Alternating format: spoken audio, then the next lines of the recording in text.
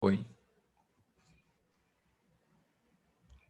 Então, sobre essa questão do capacitismo, a gente tem também uma questão que pode ser inconscientemente, a gente pode ser pessoa com deficiência e ser capacitista, ou ser capacitista sem ter a intenção de ter sido. Para ajudar nesse tipo de situação, a gente do Realidade Acessível criou uma série, onde a gente tem vídeos de até 40 segundos no feed do perfil do Instagram, até convido as pessoas a procurarem. Lá a gente tem pessoas com deficiência explicando situações por quais já passaram onde são capacitistas. Eu vou citar o episódio que eu fiz, onde eu participei, que é uma das situações que mais me incomoda, né, na história das histórias de capacitismo que eu passo. Que as pessoas atribuem a minha questão física da minha deficiência à falta de fé ou a um castigo divino. Que eu devo ter sido alguma coisa na minha vida passada que acabou que eu estou nessa situação, ou que castigo do atitude dos pais, ou alguma coisa do tipo. E isso me incomoda numa enormidade, porque eu confesso para vocês que eu não sou uma pessoa totalmente religiosa, mas frequento e tenho minha crença, meu papo direto com o cara lá em cima, eu e ele, sem precisar de intermédios para isso, mas eu não acho que seja ele me castigando e isso me incomoda muito. E a solução que eu dei, porque a gente apresenta o problema e a solução, é uma solução bem simples. Quando tu for falar com uma pessoa com deficiência e tu não souber exatamente sobre o que tu está falando, se o que tu vai falar não for acrescentar, só fecha a boca e tá tranquilo. É disso que a gente precisa mesmo. Se a gente seguisse isso, ia ser fenomenal, né? Ô Diegão, só eu queria fazer agora o meu comentário sobre o capacitismo. Eu acho que ele é muito importante até para que as pessoas façam agora a ligação entre o porquê vocês dois estão aqui, porque vocês dois, como é que vocês chegaram na gente, digamos assim. E foi através da amizade que eu tinha com o Diego pelo Grêmio, né? Nossa grande paixão. A gente era amigos ali a gente acompanha o Grêmio, questão de Twitter, a gente era muito ligado à Rádio Hospício Tricolor lá participava, ouvia e tudo. E aí entramos em grupos em comum e conversas ali, assim, em grupo de WhatsApp mesmo. Até que teve um dia que agora recente, no Dia da Consciência Negra ali, que a gente estava participando de uma discussão com um pessoal assim bem limitado, com uns papinhos bem inacreditável assim. Aí chegou um momento que o Diego perdeu a paciência, ele, eu tô fora, não vou ficar conversando com esse tipo de pensamento aí, e ele saiu e eu saí também. E aí quando eu saí, eu convidei ele para entrar no nosso grupo do Direito Romano, e a partir dali ele, não, eu topo e tal. Eu, agora que já vagou um espaço aí, um grupo a menos que tu tem no teu WhatsApp, você entra no nosso. E aí, mais falando sobre isso, que no nosso grupo ali tem discussões, tem muita bobagem também, mas tem muita discussão de nível. Pessoal, a galera já tudo, a maioria é advogado, já se formou.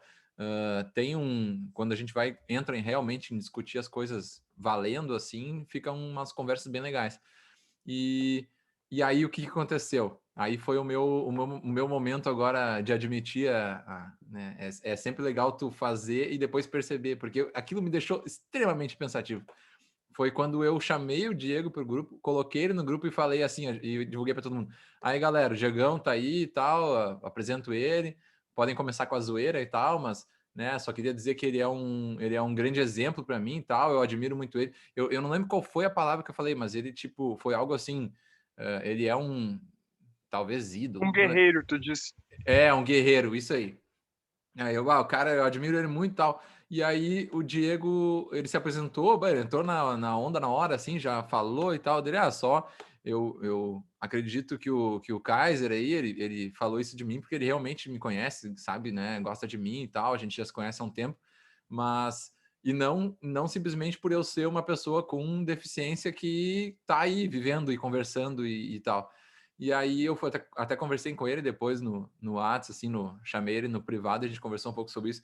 E eu realmente parei para refletir sobre isso. Realmente, eu tava mais elogiando ele por ele ser por ele ter deficiência e estar ali, tipo, conversando, falando sobre o Grêmio, coisas que ele falava que tipo, ele tinha uma visão muito melhor, muito mais esclarecida do que a maioria das pessoas que falavam bobagem. Então eu ficava assim, caramba, e ele tem todos esses problemas e ele ainda assim é um cara que consegue falar muito melhor que todo mundo e tal. E aí eu realmente parei para pensar e vi que eu estava colocando a deficiência dele na frente. E a partir daí, praticamente foi que caiu a minha ficha sobre o capacitismo e tal.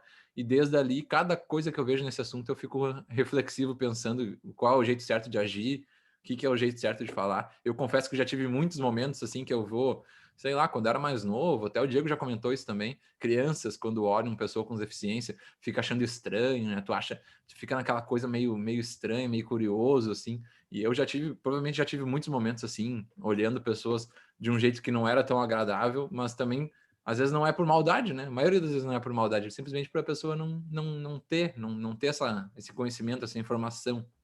Inclusive, Fernando, uma das coisas que me deixa mais contente é quando eu consigo colocar esse pensamento e fazer a pessoa mudar essa mentalidade que ela tem. Se vocês forem observar, eu nas minhas redes sociais, eu até tenho diminuído, eu sei que é errado eu diminuir, porque as pessoas deviam ver de outra forma, mas eu tenho diminuído a quantidade de fotos minhas que eu posto enquanto eu estou usando uma cadeira de rodas ou algo nesse sentido, porque os comentários que eu recebo é tipo, isso aí, tu é um guerreiro, tu é um exemplo, tu é tipo, e eu não vejo problema em ser colocado desta forma. Eu só não gosto de ser lembrado só por isso.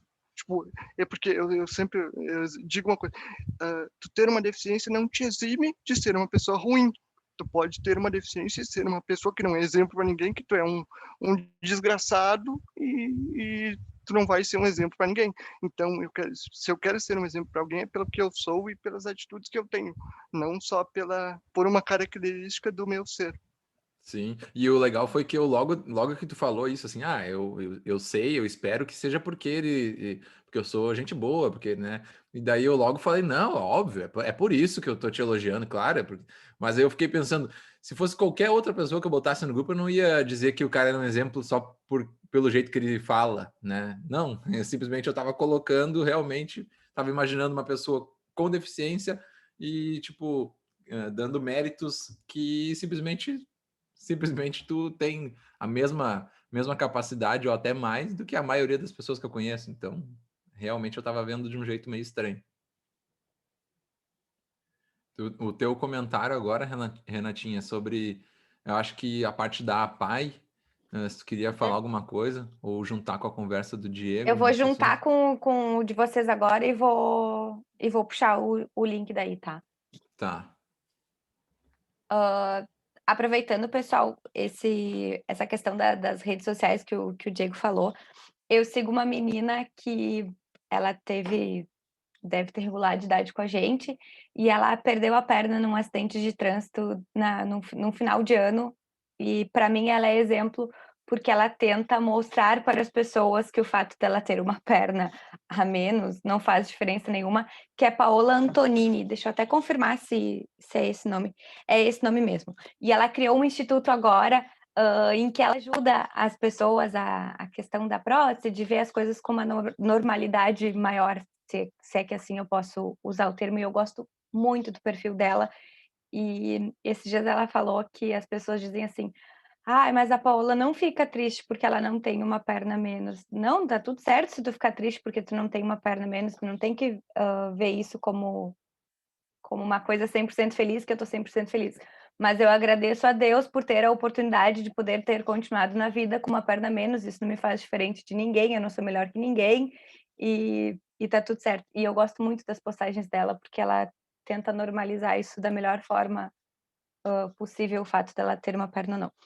Só queria voltar um pouquinho na conversa quando o Diego fala da questão de visualizar as pessoas com deficiência na rua e que na escola dele ele era possivelmente, se não a única pessoa com deficiência na escola e que ele começou a ver mais pessoas com deficiência quando então passa a fazer parte da APAI. E aí eu queria perguntar para vocês que têm um conhecimento muito maior que o meu conhecimento é muito raso, sobre não sei se posso dizer capacidade ou então qualidade que uma escola dita como normal tem e a questão de ser acessível para pessoas com deficiências ou não ser acessível, ou o que precisaria talvez ser feito para uma escola dita normal conseguir fazer a inclusão das pessoas com deficiência e talvez a gente conseguir verificar essas pessoas mais no mesmo na mesma relação, sem precisar criar uma escola em que eu coloque e a gente faça a separação. Aqui vão ficar as pessoas com deficiência e aqui vão ficar as pessoas ditas como normais, e aí, então, em algum momento da vida, elas vão ter que passar a conviver, e enquanto nós estamos formando o ser humano, eles não têm relação, não convivem, não ficam juntos. Inclusive, Renatinha, esse é um tema que eu me envolvi em problemas nas minhas redes sociais porque eu me manifestei. A gente teve, agora 2020, no final de 2020, nos últimos meses, um movimento do nosso governo através do decreto 10.502, que ele facilitava essa questão das escolas especiais, que é um espaço onde eles segregam alunos com deficiência de alunos sem deficiência. E as escolas especiais, elas têm sim um papel muito importante. É bom a gente citar que a PAI ela tem um papel sim importante, mas ela não é uma escola, ela é um âmbito para normalizar as pessoas. Escola, ela tem, existem escolas que são especiais para pessoas com deficiência distintas, de vários tipos. E muita gente contra-argumentou comigo, enquanto eu estava falando, que eu era uma pessoa com deficiência física, que a minha questão era diferente, que eu não poderia falar sobre pessoas com deficiência intelectual ou outra, que eles precisam desse espaço da escola especial. E o que é uma verdade, tem pessoas que de fato precisam desse espaço da escola especial e não conseguem se adaptar numa escola regular. Eu troquei pelo termo normal, uma escola regular, e é muito complicado isso, porque esse decreto colocado pelo governo, ele dá uma flexibilizada, digamos assim. Eu, por exemplo, quando eu me matriculei em escolas regulares, eu tinha muito problema em ser aceito. Muitas vezes eu tive que me apoiar na promotoria, na justiça, para que a escola se fosse obrigada a me aceitar, porque a escola argumentava que não tinha como fazer um espaço adaptado ou adaptar o espaço para mim, tanto que na escola onde eu estudei, que eu fiz meu ensino médio, onde eu conheci a Lisandra, eu passei 3 anos com uma escada gigante na hora do recreio. Para mim descer, eu dependia dos meus colegas terem a boa vontade de me pegar no colo e me colocar lá embaixo e trazer de volta para cima. Com isso, eu criei um mecanismo de ficar próximo da sala, né, tentar não descer para o recreio em inúmeras oportunidades, um ponto de exclusão. Então, sim, a nossa educação ela precisa melhorar, ela tem como crescer, só que, como a Lisandra disse, é uma questão de que a gente está engatinhando ainda. Se vocês forem observar, a gente tem no Realidade Acessível um post sobre o crescimento das escolas regulares, tendo pessoas com deficiência matriculadas nelas. E hoje é maior que 90% esse índice de pessoas com deficiência matriculadas em escolas regulares. E as escolas especiais, elas ainda existem. Só que, assim, eu defendo a ideia de que tu precisa tentar inserir a pessoa, independente da questão de deficiência dela, porque cada caso é um caso, tu precisa tentar, põe ela um mês numa classe regular, põe 2 semanas, se tu vê que não tem como, beleza, põe na escola especial, depois de um tempo traz de volta, faz essa proximidade entre ambos os espaços, ou cria um espaço na própria escola regular, somente para tal, porque senão tu acaba criando bolhas em que a pessoa não vai estar preparada para a gente tem os números aí do mercado de trabalho, das faculdades, em que as pessoas, às vezes, são pessoas com déficit de autismo, que têm uma capacidade que não foi explorada do jeito certo, que ela tem uma aptidão muito grande para alguma coisa e para outra não tanto. Então, tu tem que primeiro colocar a pessoa onde ela se adapta de melhor forma, e esse decreto é aquele caso. Eu tenho certeza que foi uma coisa que não foi perguntada para pessoas com deficiência, por exemplo. É uma necessidade que a gente tem de que as pessoas falem. Inclusive, no post que eu fiz, eu usei um trecho da letra da música do Emicida, de que permita que eu fale, não as minhas cicatrizes. Não são elas que vão definir o que eu posso ou o que eu não posso fazer. Definir alguém pelas cicatrizes ou pelas histórias que ela tem é muito rasteiro, muito pequeno. Talvez uma pessoa possa acrescentar muito mais se ela tiver a oportunidade de ser ali inserida. Exato. Até aproveitando, tu falaste ali da escola regular e ser necessário tu fazer essa inserção, esse convívio, porque isso se reproduz mais para frente, por exemplo, na universidade. A gente vê que tem um índice muito baixo de pessoas com deficiência na universidade. E esse índice baixo, ele é pouco recebido, ele é pouco acolhido Eu me recordo agora de alguns casos que tinham na Unicinos, e a convivência, às vezes, ou o trato do próprio professor, porque não tinha um conhecimento, não tinha essa percepção anterior de como ele poderia também abordar e chegar àquele aluno, ou até dos próprios colegas da aula também, que não identificavam, ou se identificavam, começavam a se afastar. E isso vem muito da nossa base de educacional, porque na base, na nossa educação de base, a gente não tem, como tu quer segregar uma escola especial de uma escola regular, tu não vai ter o convívio com a pessoa que tem essa diferença, que tem essa deficiência. E como é que tu vai chegar depois da universidade? Tu vai exigir não, né? Tu vai precisar que essas pessoas acolham também. Então, esse parece que é um grande problema e que esse decreto não serve para nada, ele só prejudica, só segrega mais. Eu vou aproveitar para fazer um link, só queria ver se está pegando aqui a grama cortando ou não. Dá para escutar ou tá tranquilo? Tá bom, pode falar. Tranquilo. Tem o Plano Nacional da Educação, que ele começou a ser feito lá em 2008, né? Que ele veio junto com a convenção, deu um número muito diferente, houve uma inversão de fluxo de matrículas ali enquanto estava sendo estudado se a convenção iria entrar ou não, né, no ordenamento jurídico brasileiro, e houve uma inversão de matrículas. O que é uma inversão no fluxo de matrículas? O que aconteceu? As pessoas com deficiência, elas eram recomendadas, sugeridas que fossem para escolas especiais até então, tá?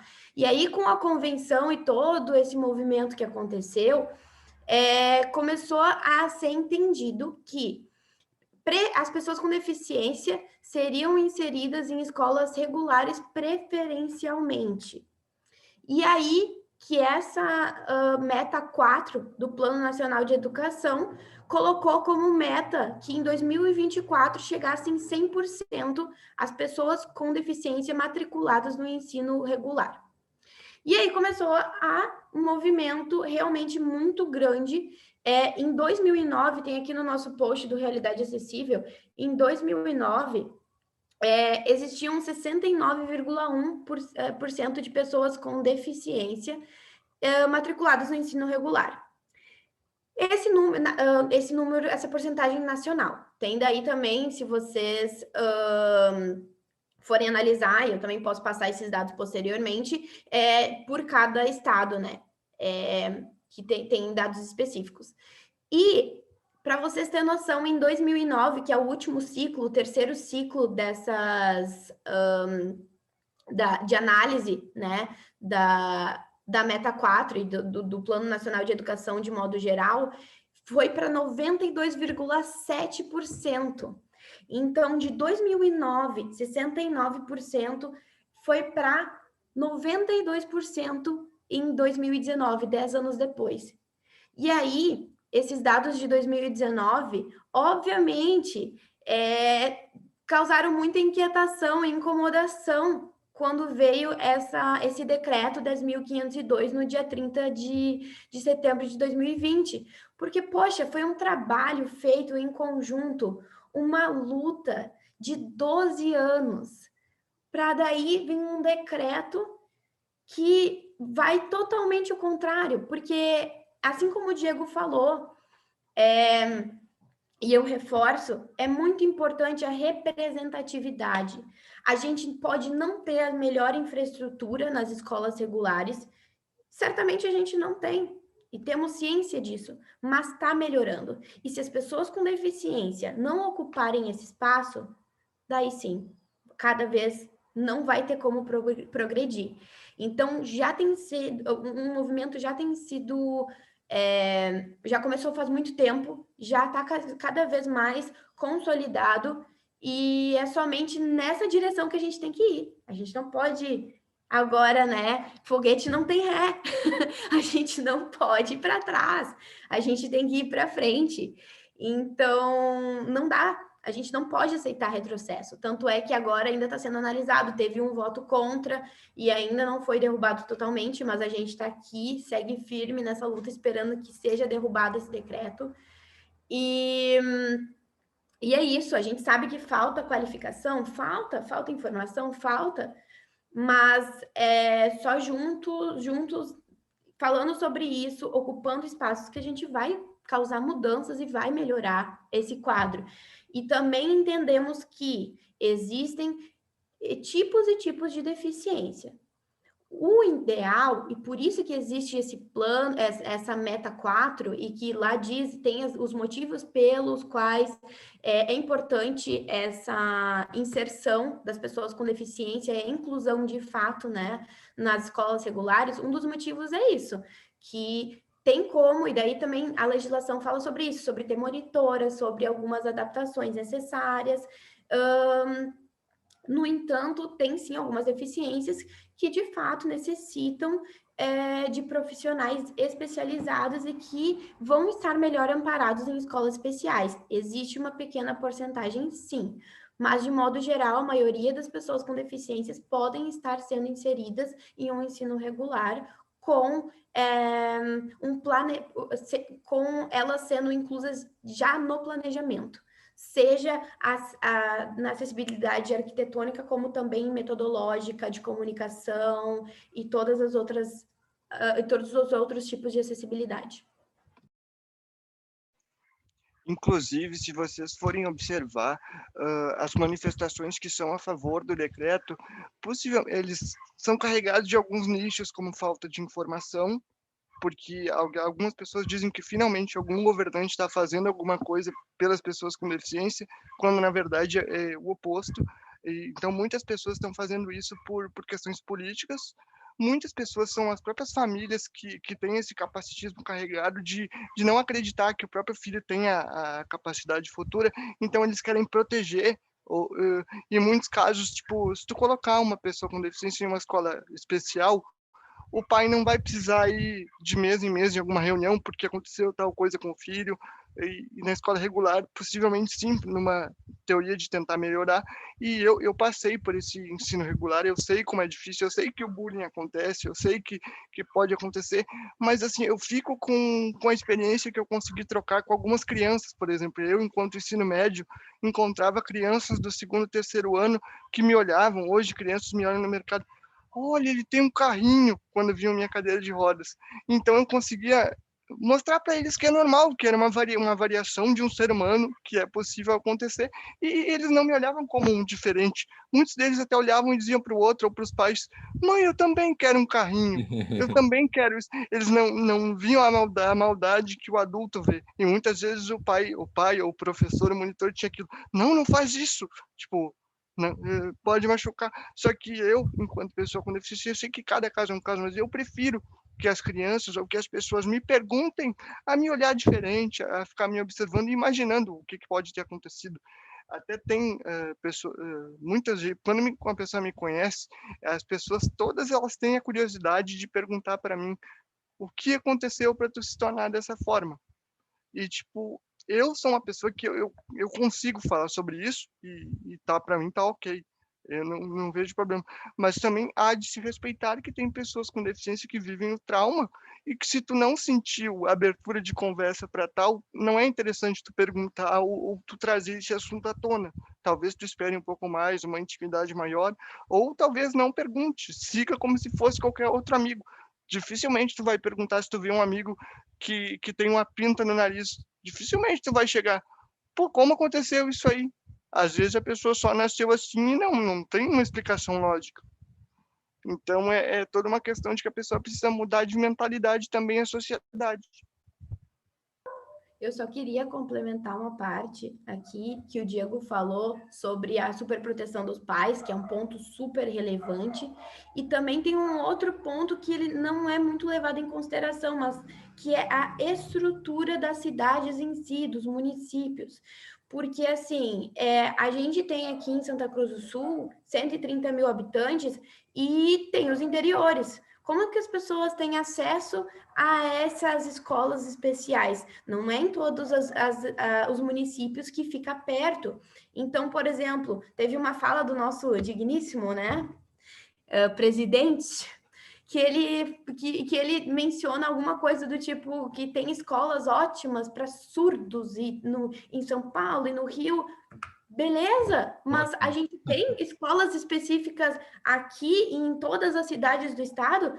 A gente tem muitos contextos diferentes. Então, é bom que tenha escolas que existam, né, esses recursos e que as pessoas possam estar tendo acesso, mas, no entanto, não é a realidade de todas as pessoas, em termos de estrutura, né? Inclusive, galera, tem um ponto muito importante sobre isso, que o presidente e os chegados dele, quando se manifestam a respeito de nós, pessoas com deficiência, eles definem geralmente como os especiais. E eu sempre brinco que especial, para mim, é a necessidade especial que eu tenho, é alguém que pague meus boletos, comer um bom pastel. A necessidade especial que eu tenho é essa. O resto que eu tenho é direito meu, conquistado por lei, que não estou pedindo um favor para ninguém. Então, muito com isso as pessoas, assim, às vezes, se eu publico, por exemplo, na minha rede social, a gente está num dia ruim, vocês já devem ter passado por isso, e publica, caraca, tô cansado desse dia, que dia desgraçado. E alguém vai ser, no meu caso, sempre alguém vai lá, tu tem que agradecer, porque tu ainda tá nessa situação. E eu fico pensando, caraca, não é possível que eles me vejam dessa forma. Eu não passo o dia todo na cama chorando, não, por ter uma deficiência. Um dos motivos que me faz chorar é o cenário da política brasileira, mas não é por ter uma deficiência que eu vou passar assim. E é os preconceitos de fato que as pessoas têm e não procuram conhecimento a respeito. Desinformação, né?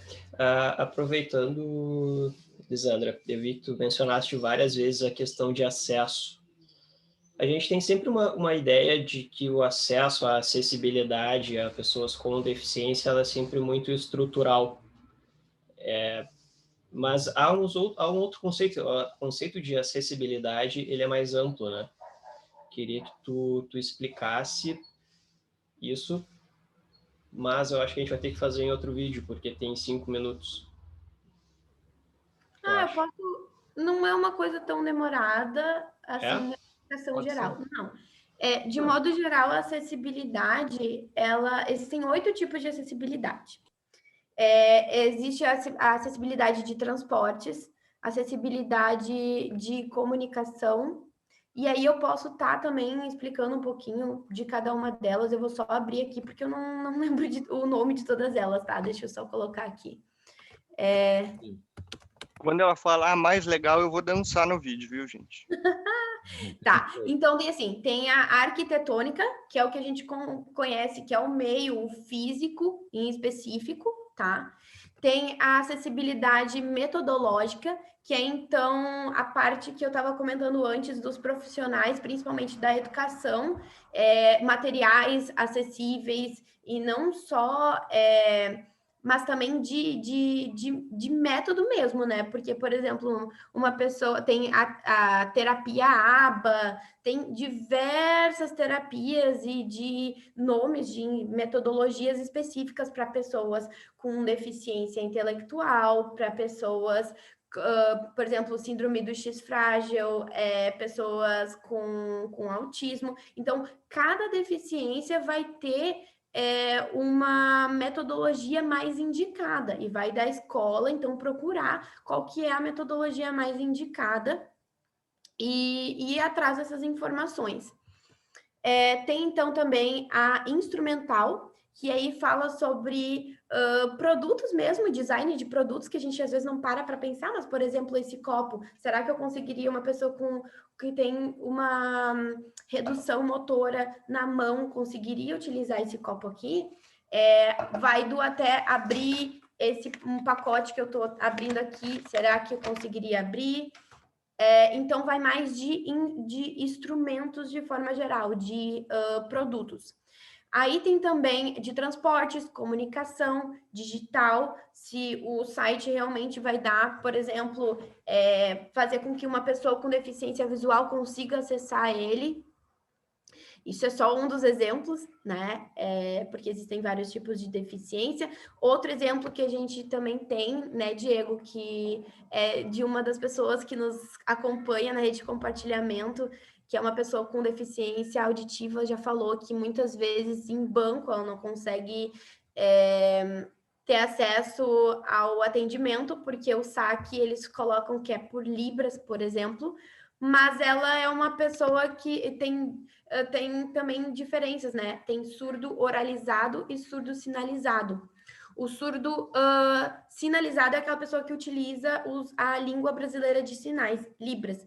E surdo oralizado é uma pessoa que talvez saiba Libras também, né? Saiba se comunicar através da língua brasileira de sinais, mas ela faz a leitura labial e consegue também emitir sons. Então, ela consegue falar normalmente dentro das suas limitações e da sua realidade. E aí ela não conseguia, porque o atendimento era por Libras, e ela não sabe Libras. Então não adiantava de nada. E daí por telefone é terrível, ela não consegue entender muito bem, e mesmo utilizando o aparelho. Então ela tinha que pedir para a mãe dela se passar por ela, porque diziam que tinha que ser só ela. Aí eu vou rapidinho já terminando aqui, tem a digital, então que a gente já comentou, e tem também a atitudinal. O Diego daqui, Aí, Diego dançou. a atitudinal. Para quem não está vendo a imagem, o Diego está dançando, pessoal. É agora. Agora. Bem rapidinho que eu tenho 1 minuto. A atitudinal, ela engloba todas as outras acessibilidades, porque ela não fala só de tu se colocar no lugar de uma pessoa com deficiência, mas sim envolver no planejamento, né? Ela fala mais sobre a percepção sem preconceito, sem estigmas e sem aquela ideia de que a pessoa é incapaz. Então, essa é a acessibilidade atitudinal. Eu não sabia que existia essa expressão aí, mas faz... É a melhor do mundo. Antes de tu fazer um rolê, não custa nada tu ligar para uma pessoa com deficiência e eu vou fazer uma rampa aqui, tu quer ver, testar para mim, eu vou fazer um site, tu quer saber, pode ver para mim se tá acessível. É tão simples. Também eu posso... Desculpa. Não, pode falar que já vai acabar mesmo. Posso falar um pouquinho também sobre design universal, bem rapidinho, se vocês quiserem, que é um tema que eu também curto bastante, ele fala sobre acessibilidade. Tá, podemos começar o próximo daí falando disso aí. Show. Dancei bem? Foi bem. Adoramos a dancinha.